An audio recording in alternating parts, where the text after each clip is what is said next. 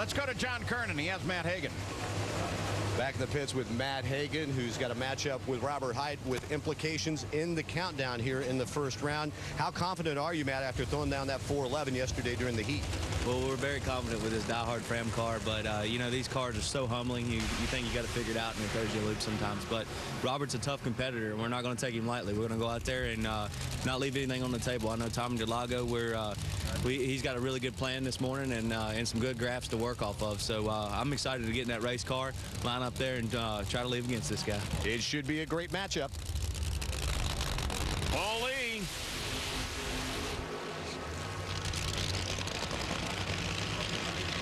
He's going to take on John Force. He took out Ashley in round 1 at Brainerd and Robert at Indy. Now can he take out John Force? That guy? You heard on race day, John Force talked about racing Jim Dunham. When we looked up the stats, Mike, he actually raced him for the first time in Indy in '86. He beat him, but then the second round, you came back and upheld the family honor. How about that? No, I had to do something. John Force, he was a little bit easier to beat back in 1986 than in the 90s for sure, especially now. But I'll tell you what, John Force will not take my father lightly. Paulie's been doing a good job this year. The car's been starting to turn around. They do not have lane choice. That left lane's starting to look a little suspect out in the middle of the racetrack, about 200 feet out. John Force, crew chief Mike Neff, he's just going to go out there and race that lane, try to run the best number he can. John's going to try to get a good light and see what happens. This track likes Lee, though. He won his first ever round of racing here back in the spring race.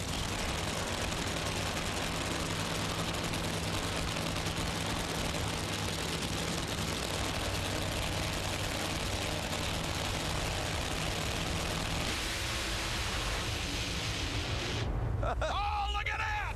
Look at that! Paulie takes down John Force as John Force goes every which way. Yeah, you got it, Jim. Oh, Big Jim Dunn, he's happy with that one, and he should be. Paulie has just taken the #1 guy in the points down. Things, they are a-changing. Let's go to John Kernan. Oh, man, you've beaten all 3 Force cars this year. How about that? Oh, yeah, you know, but these silver bullets cost me about $1,000 to run more, but it's good to get rid of the werewolf once in a while. Yeah, he takes down Team Force once again. Oh, yeah, there you go. There's the bullet. Taking another look at John Force spun the tires first. Paulie was a little bit further down track just before half track, or the 8th mile mark. That was the difference. That momentum allowed Paulie to get the win. Watch the right side of your screen. Right there out of the shake zone, John smokes. Shortly after that, you saw Paulie just kind of drive up into the tire smoke. It didn't take away as much momentum and allowed him to get in the second round. Nice job. And we talked right at starting, Mike, you said it, that these spoilers are going to make a difference. John Force is out. Morgan Lucas and Top Fuel is out. His teammate Sean Langdon is out. The spoilers are having their impact.